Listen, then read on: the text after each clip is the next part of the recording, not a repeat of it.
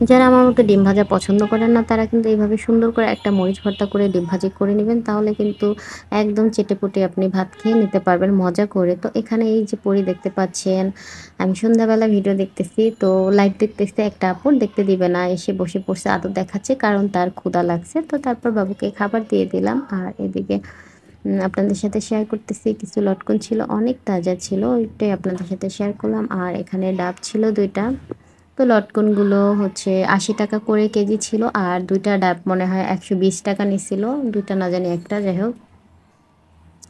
আর এখানে আমি হচ্ছে আজকে দুপুরবেলা যেটা রান্না করব, যে কচুরমুখীটা ভর্তা করব আর ডিম ভাজি করব, কালকের তরকারি ছিল ওটা, ওইটা গরম করে নিচ্ছি। আর এখানে আমি একটু বেশি পরিমাণে মরিচগুলা ভেজে নিব, কারণ মরিচ ভর্তা তো সবসময় করা হয় না, কারণ মরিচ ভর্তা করতে গেলে হাত প্রচুর পরিমাণে জ্বলে।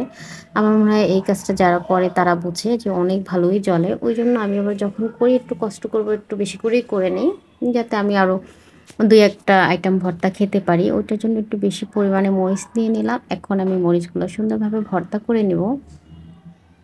মরিচটা ভর্তা হয়ে গেলে এখানে আমি কিছু পেঁয়াজ দিয়ে দিব। পেঁয়াজগুলো সুন্দরভাবে একদম নরম করে ডলে নিব। নরম করে ডলা হয়ে গেলে আমি এখানে হচ্ছে সরিষার তেল দিব। সরিষার তেলটা দেওয়া হইলে আমি ডিমটা নিয়ে নেব। ডিমটা ভাজার জন্য 2টা ডিম ভেজে নিব এই মরিচ ভর্তা দিয়ে। এটা আপনারা খেতে পারেন যারা এখনও খাননি, যারা খেয়েছেন তো জানেন।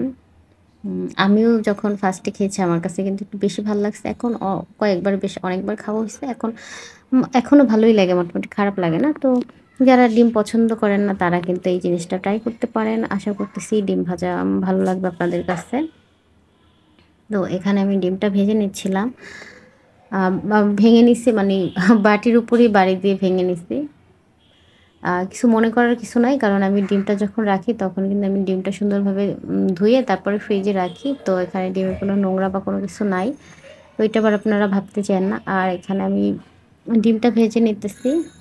তো ডিম ভাজার কড়াইটা ময়লা ছিল, ময়লা ছিল বলতে কি যে তরকারি ছিল ওই কারণে, আর আমি ওই কড়াইতে ভাজি নাই, মানে তাড়াহুড়োও ছিল, ওই জন্য এই কড়াইয়ের ভিতরেই দিয়ে দিলাম যে ডিমটা ভাজি। আর এই কড়াইটাও পরিষ্কার আসছে, ক্যামেরায় দেখতেও ভাল লাগবে, এই জন্যই দিলাম।